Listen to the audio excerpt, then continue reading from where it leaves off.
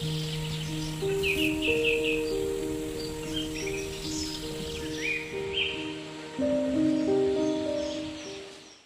ಪ್ರೀತಿಯುಳ್ಳಂತಹ ದೇವಜನರೇ, ನಿಮ್ಮೆಲ್ಲರನ್ನು ಕೂಡ ಯೇಸುವಿನ ಹೆಸರಲ್ಲಿ ನಾನು ವಂದಿಸ್ತೇನೆ.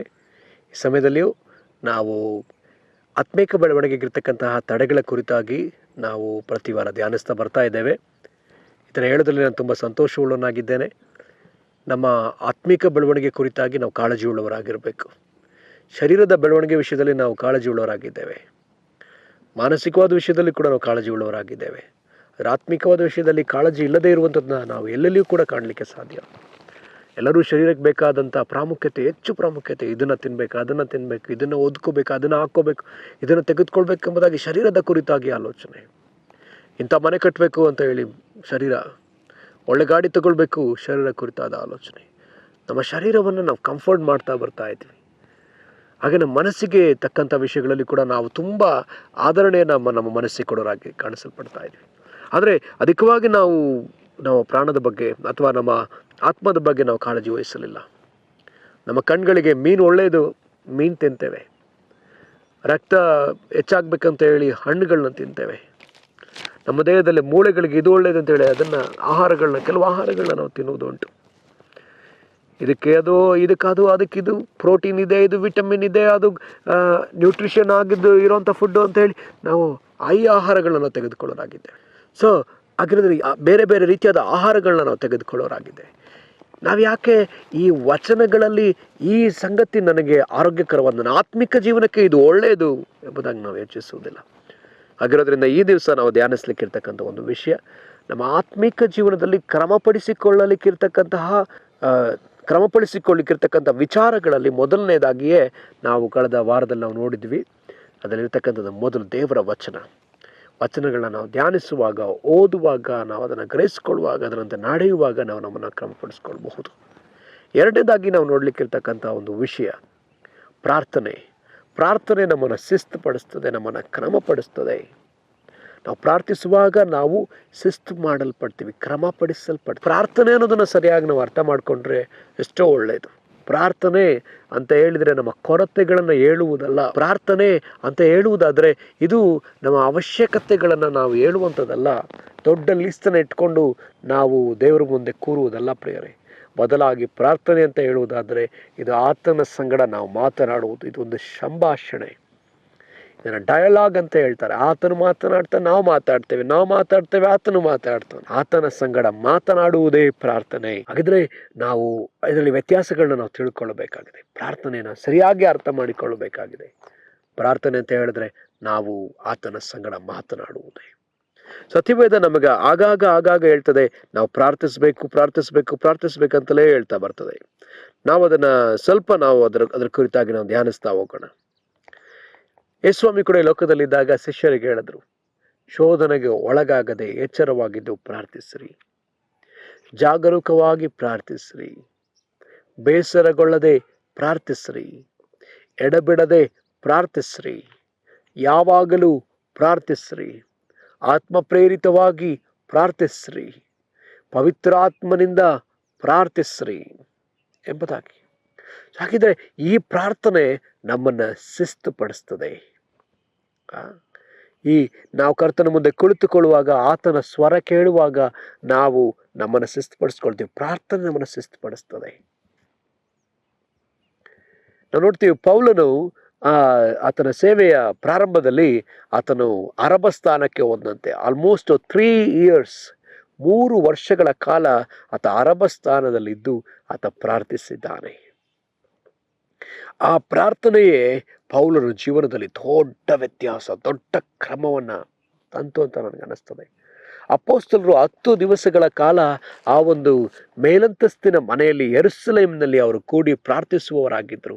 ಆ ಪ್ರಾರ್ಥನೆ ಅವರನ್ನು ಶಿಸ್ತುಪಡಿಸ್ತು. ಹೇಗೆ ನಡ್ಕೊಳ್ಬೇಕನ್ನಂಥ ಶಿಸ್ತು ಪ್ರಾರ್ಥನೆ ಅವರಿಗೆ ಕಲಿಸ್ಕೊಡ್ತು ಅಂತ ನಾನು ನಂಬ್ತೇನೆ. ಯೇಸು ಸ್ವಾಮಿ 40 ದಿವಸ ಅಡವಿಯಲ್ಲಿ ಪ್ರಾರ್ಥಿಸ್ತಾ ಇದ್ರು. ಆ ಪ್ರಾರ್ಥನೆ ಯೇಸುವನ್ನ ಶಿಸ್ತುಪಡಿಸ್ತು. ಯೇಸುವನ್ನ ಹೀಗೇ ನಡ್ಕೊಳ್ಬೇಕು, ಹೀಗೇ ಮಾಡಬೇಕು, ಇದನ್ನೇ ಮಾಡಬೇಕು, ಪವಿತ್ರಾತ್ಮನ ಶಕ್ತಿಯನ್ನು ಹೊಂದಿಕೊಳ್ಳುವಂತೆ ಆ 40 ದಿವಸ ಯೇಸು ಸ್ವಾಮಿಗೆ ಅದು ಸಹಾಯಕವಾಗಿತ್ತು ಪ್ರಿಯರೇ. ಪ್ರಾರ್ಥನೆ ನಮ್ಮನ್ನು ಶಿಸ್ತುಪಡಿಸ್ತದೆ. ಅದಕ್ಕಾಗಿ ದೇವರು ನಮ್ಮನ್ನು ಪ್ರಾರ್ಥಿಸ್ಲಿಕ್ಕಾಗಿ ಹೇಳ್ತಿದ್ದಾನೆ. ಯೋನ ಎಂಬ ಪ್ರವಾದಿ ಕಳಿಸಲ್ಪಟ್ಟದ್ದು ನಿನಾವೆಗೆ ಕಾರಣ ಅವರೆಲ್ಲರೂ ಪಶ್ಚಾತ್ತಾಪಪಟ್ಟು ಪ್ರಾರ್ಥಿಸಿ ತಮ್ಮನ್ನು ಶಿಸ್ತುಪಡಿಸಿಕೊಳ್ಳಬೇಕು, ಕ್ರಮಪಡಿಸಿಕೊಳ್ಳಬೇಕು ಅನ್ನುವುದಕ್ಕಾಗಿ. ಪ್ರಾರ್ಥಿಸುವಾಗ ನಾವು ಶಿಸ್ತುಪಡಿಸಿಕೊಳ್ತೇವೆ. ಪ್ರಾರ್ಥಿಸುವಾಗ ನಾವು ಕರ್ತನ ಮುಂದೆ ಕುಳಿತುಕೊಳ್ಳುವಾಗ, ಸ್ವಾಮಿ ನನ್ನ ಸಂಗಡ ಮಾತಾಡು, ನನ್ನ ಜೊತೆ ಮಾತಾಡು ಅಂತ ಹೇಳಿ ನಾವು ಕೇಳುವಾಗ ದೇವ್ರ ಮುಂದೆ ನಾವು ಕೇಳುವಾಗ ದೇವರು ಮಾತಾಡ್ತಾನೆ, ನಮ್ಮನ್ನು ಶಿಸ್ತುಪಡಿಸ್ತಾನೆ. ದೇವರ ಪ್ರಸನ್ನತೆ ಬಂದ ಕೂಡಲೇ ಮೊದಲನೇದಾಗಿ ಆತ ನಮ್ಮಲ್ಲಿರ್ತಕ್ಕಂತಹ ಪಾಪಗಳನ್ನು ಆತ ತೋರಿಸ್ತಾನೆ, ನಮ್ಮಲ್ಲಿರ್ತಕ್ಕಂತಹ ಶಿಸ್ತನ್ನೇ ಆತ ತೋರಿಸ್ತಾನೆ. ಮೋಶೆ ದೇವರನ್ನ ನೋಡಿದ ಕೂಡಲೇ ಆ ಒಂದು ಉರಿಯುವ ಪೊದೆಯನ್ನ ಆತ ಕಂಡ ಕೂಡಲೇ ಅದರ ಹತ್ತಿರಕ್ಕೆ ಹೋದ ಕೂಡಲೇ ದೇವರು ಅಲ್ಲಿಂದ ಮಾತನಾಡಿದ ಒಂದೇ ಮಾತು, ನಿನ್ನ ಕಾಲ್ಗಳಲ್ಲಿರ್ತಕ್ಕಂಥ ಕರವನ್ನ ಬಿಟ್ಟು ಬಾ, ನಿಂತಿರುವ ಸ್ಥಳ ಪರಿಶುದ್ಧವಾದ ಭೂಮಿ. ಯೆಶಾಯ ಪ್ರವಾದಿ ಆತನು ದೇವರನ್ನ ದರ್ಶನದ ಮೂಲಕ ಆತ ನೋಡಿದಾಗ ಅಲ್ಲಿ ದೇವರು ಮೊದಲನೇದಾಗಿ ಆತನಲ್ಲಿ ತೋರ್ಪಡಿಸಿದಂಥ ವಿಷಯ ಆತನು ಪಾಪಿ ಎಂಬುದಾಗಿಯೇ. ಆತನೊಳಗೆ ಅರಿವನ್ನು ತೆಗೆದುಕೊಂಡು ಬರ್ತಾರೆ. ನಾನು ಹೊಲಸು ತುಟಿಯುಳ್ಳ ಜನಗಳ ಮಧ್ಯದಲ್ಲಿ ವಾಸ ಮಾಡತಕ್ಕವನು. ಆ ಮಾತು ಹೇಳಿದ ಕೂಡಲೇ ದೇವರು ಅಲ್ಲಿದ್ದ ದೂತನಿಗೆ ಹೇಳಿ, ಆ ದೂತನು ಆ ಒಂದು ಕೆಂಡವನ್ನು ತಂದು ಆತನ ನಾಲಿಗೆಯನ್ನು ಶುದ್ಧೀಕರಿಸುವುದನ್ನು ನಾವು ಹಾಗಿದ್ರೆ ಪ್ರಿಯರೇ, ಇದು ಈ ಪ್ರಾರ್ಥನೆ ನಮ್ಮನ್ನ ಶಿಸ್ತುಪಡಿಸುವಂಥದ್ದಾಗಿದೆ. ಹಾಗಿದ್ರೆ ನಾವು ಪ್ರಾರ್ಥಿಸುವುದಕ್ಕೆ ಹೆಚ್ಚು ಸಮಯವನ್ನು ನಾವು ತೆಗೆದಿಡಬೇಕಾಗಿದೆ. ವರ್ಷದಲ್ಲಿ ನಾವು ಶಿಸ್ತುಳ್ಳವರಾಗಿ ಜೀವಿಸಬೇಕಂದ್ರೆ ಪ್ರೇಯರ್.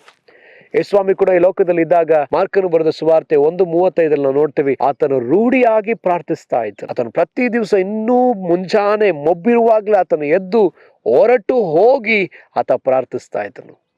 ಹೊರಟು ಅಡವಿಯ ಜಾಗದಲ್ಲಿ ಹೋಗಿ ಆತ ಪ್ರಾರ್ಥಿಸ್ತಾ ಇದ್ದ. ಹಾಗಿದ್ರೆ ನನಗನ್ನಿಸ್ತದೆ, ನಾವು ಪ್ರಾರ್ಥಿಸುವುದಕ್ಕೆ ಒಂದು ಉತ್ತಮವಾದ ಸ್ಥಳ ಅಡವಿ ಎಂಬುದಾಗಿ, ನಿರ್ಜನವಾದ ಸ್ಥಳ ಎಂಬುದಾಗಿ. ಈಗ ಸಿಟಿಗಳ ಮಧ್ಯದಲ್ಲಿ ಅಡವಿ ಇಲ್ಲ, ನಿರ್ಜನವಾದ ಸ್ಥಳ ಇಲ್ಲ.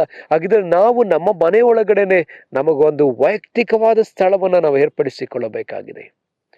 ಸಹೋದರನೇ, ಸಹೋದರಿಯೇ, ನಿನ್ನ ಶಿಸ್ತುಪಡಿಸಿಕೊಳ್ಳೋದಕ್ಕೋಸ್ಕರ ನಿರ್ಧರಿಸಿಕೊಂಡಿದ್ದೀಯೋ, ಹಾಗಿದ್ರೆ ನೀನು ಪ್ರಾರ್ಥಿಸ್ಲಿಕ್ಕೆ ಒಂದು ನಿರ್ಜನ ಪ್ರದೇಶವನ್ನ ಏರ್ಪಡಿಸಿಕೋ. ನೀನು ಮಲಗಿರುವ ಸ್ಥಳದಲ್ಲೇ ಪ್ರಾರ್ಥಿಸುವುದಾದ್ರೆ ನೀನು ಪ್ರಾರ್ಥಿಸ್ಲಿಕ್ಕೆ ಆಗುದಿಲ್ಲ. ಒಬ್ಬ ಸಹೋದರರು ಈ ರೀತಿಯಲ್ಲಿ ಹೇಳಿದ್ನ ನಾನು ಕೇಳಿದೆ. ಮಲಗುವ ಸ್ಥಳದಲ್ಲಿ ನಾವು ಹೋಗುವುದಾದ್ರೆ ಪ್ರಾರ್ಥನೆ ಮಾಡೋಕ್ಕಾಗೋದಿಲ್ಲ. ಮಲಗುವ ಕೋಣೆಯಲ್ಲಿ ಮಲಗುವ ಪ್ರಸನ್ನತೆ ಅದೇ. ದೇವರು ನಮ್ಗೆ ವಿಶ್ರಾಂತಿಯ ಪ್ರಸನ್ನತೆ ಇಟ್ಟಿದ್ದಾರೆ. ಅಲ್ಲಿ ಹೋದ ಕೂಡಲೇ ನಾವು ನಿದ್ರಿಸ್ಬೇಕಂತ ದೇವರು ಬಯಸ್ತಾರೆ. ಅಲ್ಲಿ ಹೋದ್ರೆ ನಾವು ಚೆನ್ನಾಗಿ ನಿದ್ರೆ ಮಾಡುವಂತೆ ಆ ನಿದ್ರೆಯ ಪ್ರಸನ್ನತೆ ಇದೆ. ಅಲ್ಲಿ ಕೂತು ಪ್ರಾರ್ಥನೆ ಮಾಡ್ತೀನಿ ಅಂದ್ರೆ ಅದು ಪ್ರಾರ್ಥಿಸ್ಲಿಕ್ಕೆ ಆಗಲ್ಲ. ಅದಕ್ಕೆ ಅನೇಕರು ಬೆಡ್ ಮೇಲೆ ಪ್ರೇಯರ್ ಮಾಡ್ಲಿಕ್ಕೆ ಹೋಗ್ತಾರೆ. ಅವರ ಪ್ರೇಯರ್ ಲೈಫ್ ಏನಾಗಿದೆ, ಕಂಟಿನ್ಯೂಸ್ ಆಗಿ ಮಾಡ್ಲಿಕ್ಕೆ ಆಗಲ್ಲ. ಆದರೆ ಆ ಪ್ರಾರ್ಥನೆಗಂತ ಹೇಳಿಯೇ ಕೋಣೆ ಬೇಕಾಗಿದೆ, ಆ ಪ್ರಾರ್ಥನೆಗಂತ ಹೇಳಿಯೇ ಒಂದು ಸ್ಥಳ ಬೇಕಾಗಿದೆ. ಹಾಗೆ ಅದನ್ನು ಏರ್ಪಡಿಸ್ಕೋಬೇಕು, ಎದ್ದೇಳ್ಬೇಕು, ಹೊರಟು ಹೋಗಬೇಕು. ನಾವು ಎದ್ದೇಳ್ತೇವೆ, ಆದರೆ ಹೊರಟು ಹೋಗ್ತಾ ಇಲ್ಲ. ನಾವು ಹೊರಗೆ ಹೋಗ್ಬೇಕು. ಅಥವಾ ನೀವು ಬೆಳಗಿನ ಜಾವದಲ್ಲಿಯೇ ಯಾವುದಾದ್ರೂ ಪಾರ್ಕ್ಗಳಲ್ಲಿ ಕುಳಿತು ಪ್ರಾರ್ಥಿಸಬಹುದು. ಈ ಥರ ಒಂದು ಬೆಟ್ಟದ ಸ್ಥಳ ಅಥವಾ ನಿಮ್ಮ ಊರಿನ ಅಕ್ಕಪಕ್ಕದಲ್ಲಿ ಹಳ್ಳಿ ವಾತಾವರಣದಲ್ಲಿ ನೀವು ಇರುವುದಾದರೆ ಹೊಲಗಳಲ್ಲಿ, ತೋಟಗಳಲ್ಲಿ, ಗದ್ದೆಗಳಲ್ಲಿ, ಈ ಥರ ಬೆಟ್ಟ ಗುಡ್ಡಗಳ ಬಳಿಯಲ್ಲಿ ನೀವು ಕುಳಿತು ತಾಸುಗಟ್ಟಲೆ ಪ್ರಾರ್ಥಿಸಬಹುದು. ಪ್ರಕೃತಿಯ ಮೂಲಕ ದೇವರು ನಿಮ್ಮ ಸಂಗಡ ಮಾತಾಡ್ತಾರೆ. ನಾವು ನೋಡ್ತೇವೆ, ದೇವರು ಬಿಳಾಮನಿಗೆ ಕಥೆಯ ಮೂಲಕ ದೇವರು ಮಾತನಾಡಿದ್ದಾರೆ. ಯೇಸುಸ್ವಾಮಿ ಬೆಟ್ಟವನ್ನು ತೋರಿಸಿ ಮಾತನಾಡಿದ್ರು.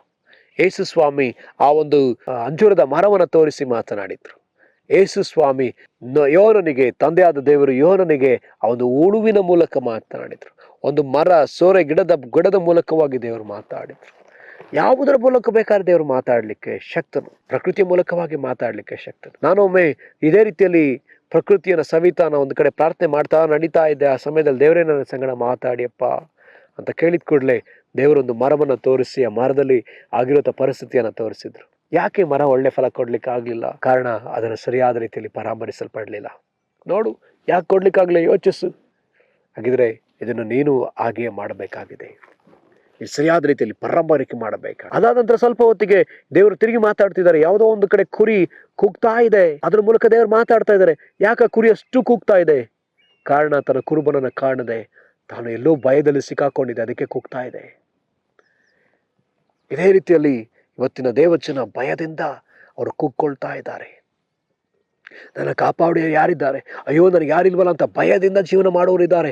ಅವರಿಗೆ ನೀನು ಧೈರ್ಯ ಪಡಿಸ್ಬೇಕು. ದೇವರು ನಿನ್ನ ಜೊತೆ ಇದ್ದಾರೆ ಎಂಬುದನ್ನು ಹೇಳ್ಕೊಂಡು, ಸೊ ಈ ರೀತಿಯಲ್ಲಿ ಯಾವಾಗ ನನಗೆ ಈ ಎಲ್ಲ ಶಿಸ್ತು ಬಂತು, ಕೆಲವು ವಿಷಯಗಳ ಶಿಸ್ತು ಬಂತು ಅಂತ ಹೇಳಿದ್ರೆ ಇದು ಪ್ರಾರ್ಥನೆಯಲ್ಲಿಯೇ. ಈ ದಿವಸ ನಾನು ನಿಮ್ಮ ಮುಂದೆ ನಿಂತಿದ್ದೀನಂದ್ರೆ ಇದು ಪ್ರಾರ್ಥನೆಯ ಫಲವೇ. ಪ್ರಾರ್ಥಿಸುವಾಗ ದೇವರು ನನಗೆ ಕೊಟ್ಟಂತಹ ಒಂದು ಕೆಲಸ, ಒಂದು ಆಜ್ಞೆ, ಇದನ್ನು ನೀನು ಮಾಡಬೇಕು ಎಂಬುದಾಗಿ ದೇವರು ನನಗೆ ಹೇಳಿದರು. ದೇವರ ಮಾತಿಗೆ ನಾನು ವಿಧೇಯನಾಗಿ ಈಗ ನಿಮ್ಮ ಮುಂದೆ ನಾನು ಈ ಒಂದು ಟಿ ವಿ ಚಾನಲ್ನಲ್ಲಿ ನಾನು ನಿಮಗೆ ಬರ್ತಾ ಇದ್ದೇನೆ. ನಿಮ್ಮ ಈ ಚಾನಲ್ನಲ್ಲಿ ನಾನು ನಿಮ್ಮ ಮುಂದೆ ಬಂದು ನಿಂತಿದ್ದೇನೆ. ಕಾರಣ ಇಷ್ಟೇ, ದೇವರು ಮಾತಾಡಿದ, ದೇವರು ಹೇಳಿದ. ನಾನು ಬದುಕುಳಿದಿದ್ದೇನೆ ಅನ್ನೋದಕ್ಕೆ ಕಾರಣವೇ ಪ್ರಾರ್ಥನೆ. ನಾನು ಸಾಯೋದಕ್ಕೆ ನಿರ್ಧಾರ ಮಾಡಿದಾಗ, ನಾನು ಒಂದು ದೊಡ್ಡ ಚಾನಲ್ನಲ್ಲಿ ಬಿದ್ದು ಸಾಯ್ಬೇಕಂತ ಹೊರಟಾಗ, ಕಡೆಗೊಮ್ಮೆ ಯೇಸುವನ್ನ ಕರೆದು ನೋಡೋಣ, ಯೇಸುವೆ ನನ್ನ ಜೊತೆ ಮಾತಾಡು. ಯೇಸು ಸ್ವಾಮಿ ನನ್ನ ಜೊತೆ ಮಾತಾಡಿದ್ರು, ನೀನು ಸಾಯಬೇಡ, ನಿನಗೆ ಜನ್ಮ ಕೊಟ್ಟ ತಂದೆಯವರಾಗಿರ್ಬೋದು, ಅವರು ಹೇಳಿದ ಮಾತನ್ನು ಕೇಳಿ ನೀನು ಸಾಯ್ಬೇಕಂತ ನಿರ್ಧಾರ ಮಾಡಿರ್ಬೋದು. ನಾನು ನಿನ್ನ ಸೃಷ್ಟಿ ಮಾಡಿದ ತಂದೆ, ನಿನ್ನ ಮೂಲಕ ನಾನು ದೊಡ್ಡ ಕಾರ್ಯ ಮಾಡಲಿಕ್ಕಿದ್ದೇನೆ. ನಿನ್ನನ್ನು ಅನೇಕರ ಕಣ್ಣೀರನ್ನು ಒರೆಸುವಂತಹ, ಅನೇಕರಿಗೆ ಸಮಾಧಾನ ಪಡಿಸುವಂತಹ ಒಂದು ಕೈಯಾಗಿ ನಾನು ಉಪಯೋಗಿಸ್ಲಿಕ್ಕಿದ್ದೇನೆ. ದೇವರ ಆ ದಿವಸ ನನ್ನ ಜೊತೆ ನೇರವಾಗಿ ನನ್ನ ಹೃದಯದಲ್ಲಿ ಮಾತಾಡಿದರು. ಆವತ್ತಿನಿಂದ ಇವತ್ತಿನವರೆಗೂ ದೇವರ ಕೆಲಸವನ್ನು ನನ್ನಿಂದ ಮಾಡಿಸ್ತಲೇ ಬರ್ತಿದ್ದಾರೆ. ಪ್ರತಿ ದಿವಸ ಮಾಡಿಸ್ತಲೇ ಬರ್ತಿದ್ದಾರೆ. ಒಂದಲ್ಲ ಒಂದು ರೀತಿಯಲ್ಲಿ ಆ ರೀತಿಯಲ್ಲಿ ನನ್ನ ಸೇವೆಯಲ್ಲಿ ನಾನು ತೊಡಗಿಸ್ಕೊಳ್ತಾನೆ ಇದ್ದೇನೆ. ಕಾರಣ ಒಂದೇ ಪ್ರೇರೆ, ಈ ಸಂಗತಿ ನನ್ನಲ್ಲಿ ಬರೋದಕ್ಕೆ ಕಾರಣ ಪ್ರಾರ್ಥನೆಯಲ್ಲಿದ್ದಾಗಲೇ ನಾನು ಸಾಯ್ಬೇಕಂತ ಇದ್ದಂಥ ವ್ಯಕ್ತಿ, ಅಕ್ರಮವಾಗಿ ಜೀವಿಸ್ತಿದ್ದಂಥ ವ್ಯಕ್ತಿ ಕ್ರಮಪಡಿಸಲ್ಪಟ್ಟೆ.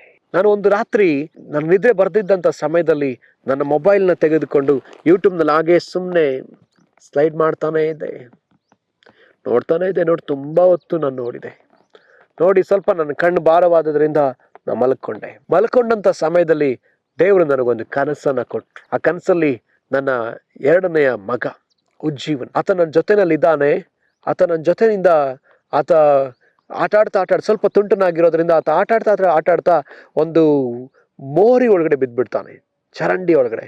ಆ ಚರಂಡಿ ಒಂದು ಕೊಳವೆ ಅಂದರೆ ಪೈಪ್ ಲೈನ್ ಇದು. ಆ ಪೈಪ್ ಲೈನಲ್ಲಿ ಬಿದ್ದುಬಿಡ್ತಾನೆ. ಆತ ಪೈಪ್ ಲೈನಿಂದ ಜಾರ್ಕೊಂಡು ಹೋಗ್ತಾ ಇದ್ದಾನೆ.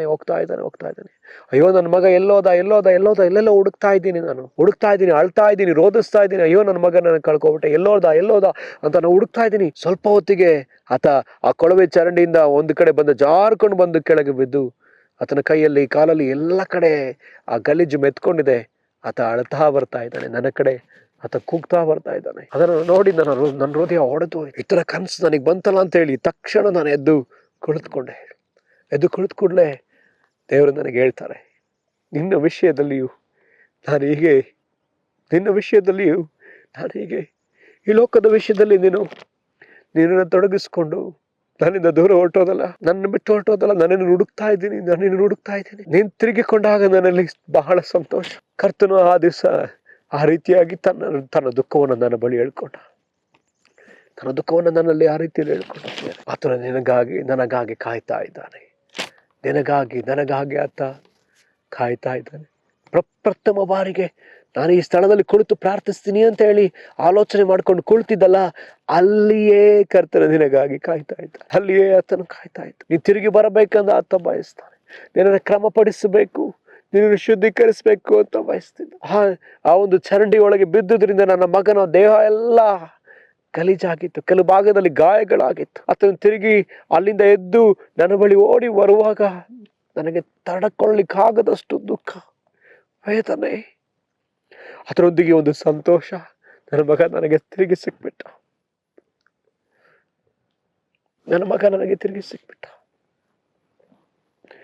ಬೇರೆ ಕರ್ತನ ನಿಮಗಾಗಿ ಕಾಯ್ತಾ ಇದ್ದಾನೆ. ನೀನು ಯಾವ ಮೋರಿಯಲ್ಲಿ ಬಿದ್ದಿದ್ದಿ, ಯಾವ ಚರಂಡಿಯಲ್ಲಿ ಬಿದ್ದಿದ್ದಿ, ತಿಳಿಯದೆ ನೀನು ಅದರೊಳಗಡೆ ಬಿದ್ದಿರಬಹುದು, ತಿಳಿದು ನೀನು ಅದರಲ್ಲಿ ಬಿದ್ದಿರಬಹುದು, ಅದರಲ್ಲಿ ಕಾಲಹರಣ ಮಾಡ್ತಿರಬಹುದು. ಆತನ ಸಮ್ಮುಖದಲ್ಲಿ ನೀನು ಕಳೆಯುವಂಥದ್ದೇ ನಿನಗೆ ಉತ್ತಮ. ನಾವು ಆ ಪುಟ್ಟ ಮಗನಂತೆ, ತುಂಟನಂತೆ ನಾವು ಜೀವಿಸ್ತಾ ಇದ್ದೇವೆ. ದೇವರ ಮುಂದೆ ನಾವು ತುಂಟರಂತೆ ಇದ್ದೆವು, ಅಥವಾ ದೇವರಿಗೆ ನಾವು ಇದೇ ರೀತಿ ಉಳ್ಳಂತ ಮಕ್ಕಳಾಗಿದ್ದೆವು. ನೀ ತುಂಟರಾದರೂ ಕೂಡ ಆತ ನಿಮ್ಮನ್ನು ಪ್ರೀತಿಸ್ತಾನೆ. ಆತ ನಿಮ್ಮನ್ನು ಬಿಟ್ಬಿಡಕ್ಕೆ ರೆಡಿಯಾಗಿಲ್ಲ. ಆತ ಕಾಯ್ತಾ ಇದ್ದಾನೆ. ನನ್ನ ಮಗನು ಬರ್ತಾನೋ, ನನ್ನ ಮಗಳು ಬರ್ತಾಳೋ, ನನ್ನ ಸಮ್ಮುಖಕ್ಕೆ ಬರ್ತಾಳೋ. ನಮಗೆ ತಿರುಗಿ ಅವಕಾಶ ಕೊಡುವ ಕರ್ತನು. ಬೇರೆ ಕೃಪೆ ಇರುವ ಸಮಯದಲ್ಲಿ ನಾವು ಈ ಕೃಪೆಯನ್ನು ಉಪಯೋಗಿಸಿಕೊಳ್ಳೋಣ. ಆತನು ತಿರುಗಿ ನಮಗೆ ಅವಕಾಶ ಕೊಡುವ ಆತನಾಗಿದ್ದಾನಲ್ಲ, ಆತನ ಬಳಿಗೆ ನಾವು ಓಡೋಡಿ ಬಂದು ಬಿಡೋಣ. ನಮಗಾಗಿ ಆ ಒಂದು ತೆರೆಯು ತೆರೆಯಲ್ಪಟ್ಟದೆ. ನಮಗಾಗಿ ಆ ತೆರೆ ಅರಿಯಲ್ಪಟ್ಟು ನಮಗೆ ಮಾರ್ಗ ತೆರೆಯಲ್ಪಟ್ಟಿದೆ. ಕೃಪಾಸನದ ಮುಂದೆ ಯಾವಾಗ ಬೇಕಾದರೂ, ಎಷ್ಟೊತ್ತಿಗೆ ಬೇಕಾದರೂ, ಎಷ್ಟು ಬಾರಿ ಬೇಕಾದರೂ ನಾವು ಹೋಗುವುದಕ್ಕೆ, ಆ ಸಹಾಯವನ್ನು ಹೊಂದಿಕೊಳ್ಳೋದಕ್ಕೋಸ್ಕರ ನಮಗೆ ತೆರೆಯು ತೆರೆಯಲ್ಪಟ್ಟದೆ. ಆಗಿರೋದ್ರಿಂದ ಪ್ರಿಯರೇ, ನಾವು ಶೀಘ್ರದಲ್ಲಿ ನಾವು ಆತನ ಮುಂದೆ ಓಡಿ ಹೋಗೋಣ. ಪ್ರಾರ್ಥಿಸುವುದಕ್ಕಾಗಿ ಓಡಿ ಹೋಗೋಣ. ಆತನ ಸ್ವರ ಕೇಳುವುದಕ್ಕಾಗಿ ನಾವು ಓಡಿ ಹೋಗೋಣ. ಇದನ್ನೇ ಅಪೊಸ್ತಲನಾದ ಪೌಲನು ಕೂಡ ತನ್ನ ಪತ್ರಿಕೆಯಲ್ಲಿ ಬರಿತಾನೇ ಬಂದಿದ್ದಾನೆ. ಸಕಲ ವಿಧವಾದ ಪ್ರಾರ್ಥನೆಗಳಿಂದ ಪ್ರಾರ್ಥಿಸ್ರಿ, ಸಕಲ ವಿಧವಾದ ಪ್ರಾರ್ಥನೆಗಳಿಂದ ಪ್ರಾರ್ಥಿಸ್ರಿ ಎಂಬುದಾಗಿ ಯೇಸುಸ್ವಾಮಿನೂ ಕೂಡ ಇದೇ ರೀತಿಯಲ್ಲಿ ಹೇಳಿದ್ದಾರೆ. ಅಪೊಸ್ತಲನಾದ ಪೇತ್ರನಿಗೆ ಯೇಸುಸ್ವಾಮಿ ಹೇಳ್ತಾರೆ, ನೀನು ನಿನ್ನನ್ನು ದೃಢಪಡಿಸಿಕೊಂಡ ಮೇಲೆ ನಿನ್ನ ಸಹೋದರರನ್ನು ಕೂಡ ದೃಢಪಡಿಸು. ಪೇತ್ರ, ಯೋಹಾನ, ಯಾಕೋಬ ಮೂವರನ್ನು ಕರ್ಕೊಂಡೋಗಿ ನೀವು ಪ್ರಾರ್ಥಿಸ್ರಿ ಅಂತ ಆತ ಹೇಳ್ದ. ಕಾರಣ, ಶೋಧನೆ ಬರಲಿಕ್ಕಿದೆ, ಮುಂದೆ ಶೋಧನೆ ಇದೆ. ದಯಮಾಡಿ ನಿದ್ರಿಸುವ ಕಾಲ ಅಲ್ಲ ಪ್ರಿಯರೇ, ಇದು ನಿದ್ರಿಸುವ ಕಾಲ ಅಲ್ಲ, ಇದು ಪ್ರಾರ್ಥಿಸುವ ಕಾಲ. ಪ್ರಾರ್ಥಿಸುವವನು ಮಾತ್ರವೇ ಜಯವನ್ನು ಸಾಧಿಸಲಿಕ್ಕೆ ಸಾಧ್ಯ. ಕರ್ತನ ಸಮ್ಮುಖದಲ್ಲಿ ಬಿದ್ದುಕೊಂಡಿರುವವನು ಮಾತ್ರವೇ ಜಯವನ್ನು ಸಾಧಿಸಲಿಕ್ಕೆ ಸಾಧ್ಯ. ಪ್ರಾರ್ಥಿಸದ ಹೊರತು ಶತ್ರು ಜಯ ಸಾಧಿಸ್ತಾನೆ. ಶತ್ರುವಿಗೆ ಜಯವನ್ನು ಕೊಡೋಣವೋ ಅಥವಾ ನಾವು ಹೆಚ್ಚು ಸಮಯ ಕರ್ತನಲ್ಲಿ ಪ್ರಾರ್ಥಿಸೋಣವೋ? ಪೌಲನು ಹೇಳ್ತಾನೆ, ನಾವು ಯಾವಾಗಲೂ ಎಡಬಿಡದೆ ಪ್ರಾರ್ಥಿಸಬೇಕು. ಅಂದರೆ ಆತ್ಮದಲ್ಲಿ ಪ್ರಾರ್ಥಿಸಬೇಕು, ಬುದ್ಧಿಯಿಂದಲೂ ಪ್ರಾರ್ಥಿಸಬೇಕು, ಆತ್ಮದಿಂದ ಸ್ತುತಿಸಬೇಕು, ಬುದ್ಧಿಯಿಂದಲೂ ಸ್ತುತಿಸಬೇಕು. ನಾವು ಪ್ರಾರ್ಥಿಸಲಿಕ್ಕೆ ಅನೇಕ ಮಾರ್ಗಗಳನ್ನ ಆತನು ತೆರೆದುಕೊಟ್ಟಿದ್ದಾನೆ. ದೇವರಾತ್ಮ ನಮಗೆ ಪ್ರಾರ್ಥನೆಯೇ ಒಂದು ಆಯುಧವನ್ನಾಗಿ ಕೊಟ್ಟಿದ್ದಾನೆ. ಈ ಲೋಕದಲ್ಲಿ ನಾವು ಶಿಸ್ತಾಗಿ ಬಾಳಲಿಕ್ಕೆ ಪ್ರಾರ್ಥನೆ ಒಂದು ದೊಡ್ಡ ಆಯುಧ. ಈ ದಿನದ ವಿಶ್ವಾಸಿಗಳಾಗಿರುವಂಥ ನಾವು ಇದನ್ನು ಅಧಿಕವಾಗಿ ನೆಗ್ಲೆಕ್ಟ್ ಮಾಡುವಂಥದ್ದನ್ನ ನಾವು ಕಾಣಲಿಕ್ಕೆ ಸಾಧ್ಯ. ಡೆಲಿವರೆನ್ಸ್ ಒಂದು ಯಾವುದೋ ಬಿಡುಗಡೆ ಕೂಟ ಅಂತ ಹೇಳಿದ್ರೆ ಎಲ್ಲರೂ ಹೋಗ್ತಾರೆ. ಯಾವುದೋ ಒಂದು ಕನ್ವೆನ್ಷನ್, ಏನೋ ಒಂದು ಹಾಡುಗಳನ್ನ ಆಡುವಂಥ ಆರಾಧನೆ ಕೂಟ ಅಂದರೆ ಎಲ್ಲರೂ ಹೋಗ್ತಾರೆ. ಆದರೆ ಪ್ರಾರ್ಥನೆ ಕೂಟ ಅಂತ ಹೇಳಿದ್ರೆ ಅಲ್ಲಿ ತುಂಬ ಕಮ್ಮಿ ಜನ ಇರೋದನ್ನು ನಾವು ಕಾಣ್ತೇವೆ. ಅದಕ್ಕೆ ಸ್ವಾಮಿ ಹೇಳ್ತಾರೆ, ಮತ್ತಾಯ ಬರೆದ ಸುವಾರ್ತೆ 18ನೇ ಅಧ್ಯಾಯದಲ್ಲಿ 20ನೇ ವಚನ, ಇಬ್ಬರಾಗ್ಲಿ ಮೂವರಾಗ್ಲಿ ನನ್ನ ನಾಮದಲ್ಲಿ ನೀವು ಎಲ್ಲಿ ಸೇರಿ ಬಂದಿರ್ತೀರೋ ಅವರ ನಾನಿದ್ದೇನೆ ಎಂಬುದಾಗಿ. ಅಲ್ಲಿಯೇ ಯೇಸು ಇದ್ದಾರೆ. ಹಾಗಿದ್ರೆ ಪ್ರಿಯರೇ, ನಾವು ಪ್ರಾರ್ಥಿಸುವುದಕ್ಕೆ ನಮ್ಮನ್ನು ಒಪ್ಪಿಸಿಕೊಡ್ಲೇಬೇಕು. ಪ್ರಾರ್ಥನೆ ಅನ್ನುವಂಥದ್ದು ಇದು ರಿಕ್ವೆಸ್ಟ್ ಅಲ್ಲ, ಬದಲಾಗಿ ಇದು ಒಂದು ಕಮ್ಯಾಂಡ್. ಪ್ರಾರ್ಥಿಸಿರಿ ಎಂಬುದಾಗಿ ಬರೆಯಲ್ಪಟ್ಟಿದೆ, ಪ್ರಾರ್ಥನೆ ಮಾಡಿರಿ ಎಂಬುದಾಗಿ ಹೇಳಲ್ಪಟ್ಟದೆ. ಯಾಕಂದರೆ ಇದು ಈ ಪ್ರಾರ್ಥನೆ ನಮ್ಮನ್ನೇನು ಮಾಡ್ತದೆ ಅಂತ ಹೇಳಿದ್ರೆ, ನಮ್ಮನ್ನು ತಗ್ಗಿ ಬಾಳುವಂತೆ ನಮ್ಮನ್ನು ಮಾಡ್ತದೆ. ತಗ್ಗಿ ಬಾಳುವಂತೆ ನಮ್ಮನ್ನು ಮಾಡ್ತದೆ. ನಮ್ಮ ನಂಬಿಕೆಯನ್ನು ಹೆಚ್ಚಿಸ್ತದೆ.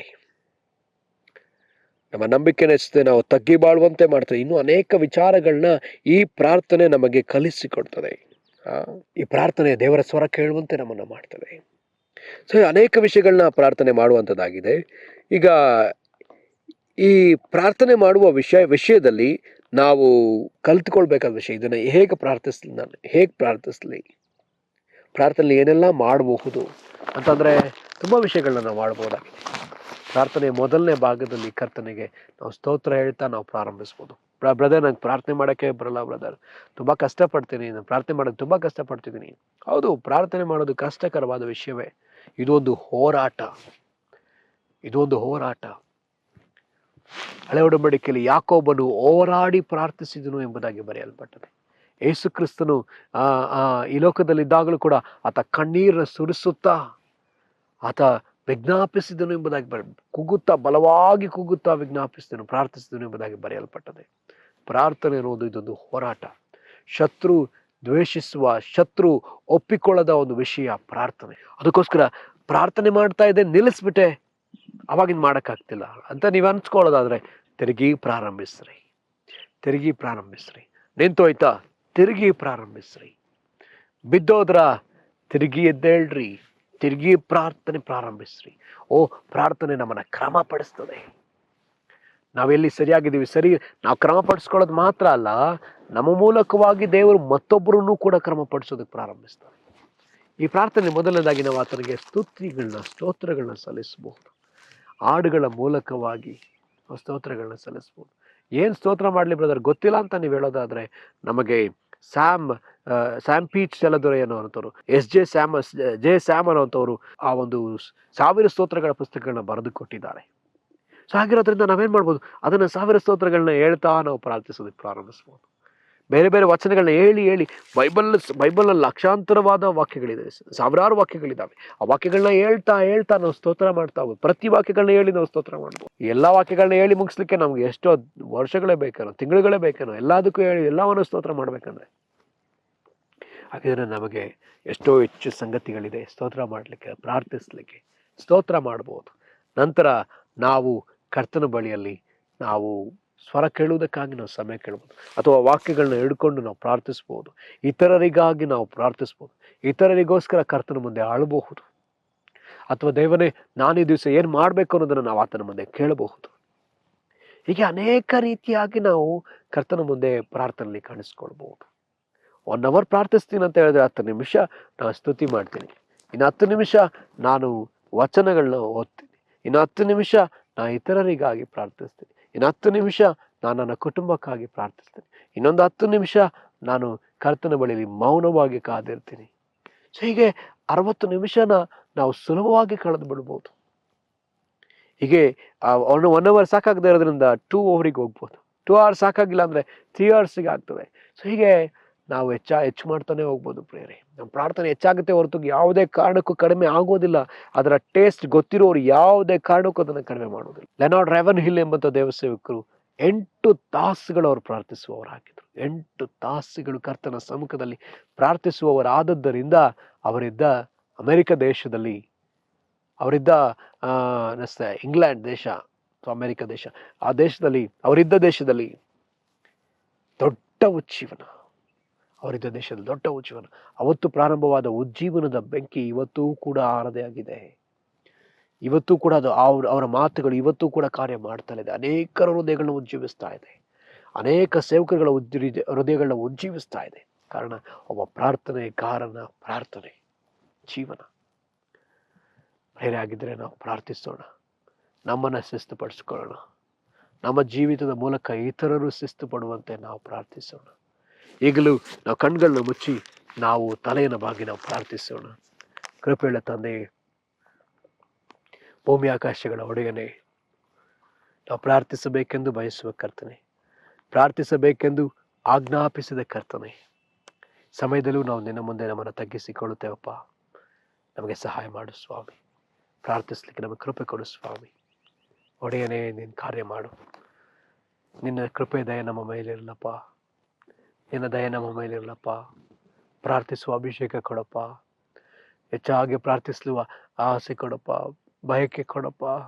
ಸಮಯವನ್ನು ನಾವು ಒದಗಿಸಿ ತೆಗೆದಿಟ್ಟು ಪ್ರಾರ್ಥಿಸ್ಲಿಕ್ಕೆ ನಮಗೆ ಸಹಾಯ ಮಾಡಪ್ಪ ಸ್ವಾಮಿ. ತಿರುಗಿ ನಿನ್ನ ಸಮ್ಮುಖಕ್ಕೆ ಓಡಿ ಬರುವವರಾಗಿ ನಾವಿರುವಂತೆ ಮಾಡಪ್ಪ. ಕೃಪೆಯುಳ್ಳ ಕರ್ತನೇ, ದೇವರಾತ್ಮನೇ, ನಮಗೆ ಸಹಾಯ ಮಾಡ್ರಿ. ನಮ್ಮೊಳಗಿದ್ದು ನರಳಾಡಿ ಪ್ರಾರ್ಥಿಸುವ ದೇವರಾತ್ಮನೇ, ನಮಗೆ ಸಹಾಯ ಮಾಡ್ರಿ. ನಮ್ಮ ಶಕ್ತಿಯನ್ನು ತಿಳಿದಿರುವ ದೇವರಾತ್ಮನೇ, ನಮಗೆ ಸಹಾಯ ಮಾಡ್ರಿ. ನಾವು ಪ್ರಾರ್ಥಿಸ್ಲಿಕ್ಕೆ ನಮಗೆ ಕಲಿಸಿಕೊಡ್ರಿ. ಈ ಲೋಕದ ಚರಂಡಿಯ ಒಳಗೆ, ಈ ಲೋಕವೆಂಬಂಥ ಆ ಮೋರಿಯ ಒಳಗೆ, ಅಸಹ್ಯವಾದ ಕೆಸರಿನ ಒಳಗೆ ಸಿಕ್ಕಿಕೊಂಡು ಅದರಲ್ಲಿ ಎಂಜಾಯ್ ಮಾಡದೆ ಕರ್ತನೆ, ನಾವು ನಿನ್ನ ಕಡೆ ತಿರುಗಿಕೊಂಡವರಾಗಿ ಸ್ವಾಮಿ, ಹೆಚ್ಚು ಸಮಯ ನಿನ್ನ ಸಮ್ಮುಖದಲ್ಲಿದ್ದು ನಿನ್ನನ್ನು ಸಂತೋಷಪಡಿಸ್ಲಿಕ್ಕೂ ನಮ್ಮನ್ನು ಕ್ರಮಪಡಿಸಿಕೊಳ್ಳಿಕ್ಕೂ ನಮಗೆ ಸಹಾಯ ಮಾಡ್ರಿ. ಹಾಗೆ ನೀವು ಮಾಡುವುದಕ್ಕಾಗಿ ಸ್ತೋತ್ರ. ಎಲ್ಲ ಮಹಿಮೆ, ಘನತೆ, ಸ್ತುತಿ, ಸ್ತೋತ್ರ ನಿಮಗೆ ಸಲ್ಲಿಸ್ತೇವೆ. ಯೇಸುವಿನ ಹೆಸರಲ್ಲಿ ಪ್ರಾರ್ಥಿಸ್ತೇವೆ ತಂದೆಯೇ, ಆಮೇನ್. ಪ್ರಿಯರೇ, ನಾನು ಈ ಪ್ರಾರ್ಥನೆಯ ಕುರಿತಾಗಿ ಒಂದು ಹಾಡನ್ನು ರಚಿಸಲಿಕ್ಕೆ ದೇವರು ನನಗೆ ಕೃಪೆ ಕೊಟ್ಟರು. ನಿಮಗೇನಾದರೂ ಈ ಹಾಡನ್ನು ನನಗೆ ಕೇಳಬೇಕಂತ ಆಸಕ್ತಿ ಉಳ್ಳವರಾಗಿರೋದಾದರೆ ದಯವಿಟ್ಟು ಯೂಟ್ಯೂಬ್ನಲ್ಲಿ ಪ್ರಾರ್ಥಿಸು ಎಂಬಂಥ ಹಾಡಿದೆ, ದಯವಿಟ್ಟು ಕೇಳ್ರಿ. ಆ ಹಾಡು ಈ ರೀತಿಯಾಗಿ ಪ್ರಾರ್ಥನೆ ಕುರಿತಾಗಿ ಧ್ಯಾನಿಸ್ತಾ ಇದ್ದಾಗಲೇ ನನಗೆ ಬಂದಂಥ ಹಾಡು. ಇದನ್ನು ದಯಮಾಡಿ ಕೇಳಿಸ್ಕೊಳ್ರಿ, ಇತರರಿಗೂ ಕೂಡ ಕೇಳಿಸ್ಕೊಳ್ಳೋದಕ್ಕೆ ಕೇಳ್ರಿ. ಈ ಪ್ರಾರ್ಥಿಸು ಪ್ರಾರ್ಥಿಸು ಪ್ರಾರ್ಥಿಸು, ಎಡಬಿಡದೆ ಪ್ರಾರ್ಥಿಸು, ಎಚ್ಚರವಾಗಿದ್ದು ಪ್ರಾರ್ಥಿಸು, ಯಾವಾಗಲೂ ಪ್ರಾರ್ಥಿಸು, ಮೊಣಕಾಲೂರಿ ಪ್ರಾರ್ಥಿಸು, ಜೀವನಕ್ಕಾಗಿ ಪ್ರಾರ್ಥಿಸು ಎಂಬುದಾಗಿ ಈ ಪ್ರಾರ್ಥನೆಯನ್ನು ಕರ್ತನು ನನಗೆ ಕೊಟ್ಟನು. ನನಗೆ ಅನ್ನಿಸ್ತದೆ ಇದೊಂದು ಪ್ರವಾದನಾತ್ಮಕವಾದ ಒಂದು ಹಾಡು. ಈ ಹಾಡನ್ನು ನಾವು ಆಡುವಾಗ ಇತರರ ಮೇಲೂ ಪ್ರವಾದನೆ ಮಾಡ್ತಾ ಇದ್ದೇವೆ, ನಮ್ಮ ಮೇಲೆಯೂ ನಾವು ಪ್ರವಾದಿಸಿಕೊಳ್ತಾ ಇದ್ದೇವೆ. ಪ್ರವಾದಿಸುವಾಗ ದೇವರ ಆತ್ಮನಲ್ಲಿ ಬಲವಾದ ಕಾರ್ಯವನ್ನು ಮಾಡುವ ಆತನಾಗಿದ್ದಾನೆ. ಹೇಗೆ ಹೇಜ್ಕೇಲ ಆ ಒಂದು ಡ್ರೈ ಬೋನ್ಸ್ಗೆ, ಒಣಗಿ ಹೋದ ಎಲುಬುಗಳಿಗೆ ಆತ ಮಾತಾಡಿದ್ನು, ಹಾಗೆಯೇ ಈ ಹಾಡು ಕೂಡ ಇದು ಪ್ರಾರ್ಥನೆಯ ಒಂದು ಪ್ರವಾದನೆಯ ಹಾಡಾಗಿದೆ ಅಂತ ನಾನು ನಂಬ್ತೇನೆ. ದಯವಿಟ್ಟು ಈ ಹಾಡನ್ನು ದಯವಿಟ್ಟು ಹಾಡ್ರಿ. ಇದೊಂದು ಪ್ರವಾದನೆಯ ಹಾಡು. ಈ ಹಾಡು ನಿಮ್ಮ ಪ್ರಾರ್ಥನೆಯನ್ನು ತಿರುಗಿ ಉಜ್ಜೀವಿಸ್ತದೆ ಎಂಬುದಾಗಿ ನಾನು ನಂಬ್ತೇನೆ. ಕರ್ತನು ನಿಮ್ಮೆಲ್ಲರನ್ನ ಆಶೀರ್ವಾದ ಮಾಡಲಿ. ಧನ್ಯವಾದಗಳು.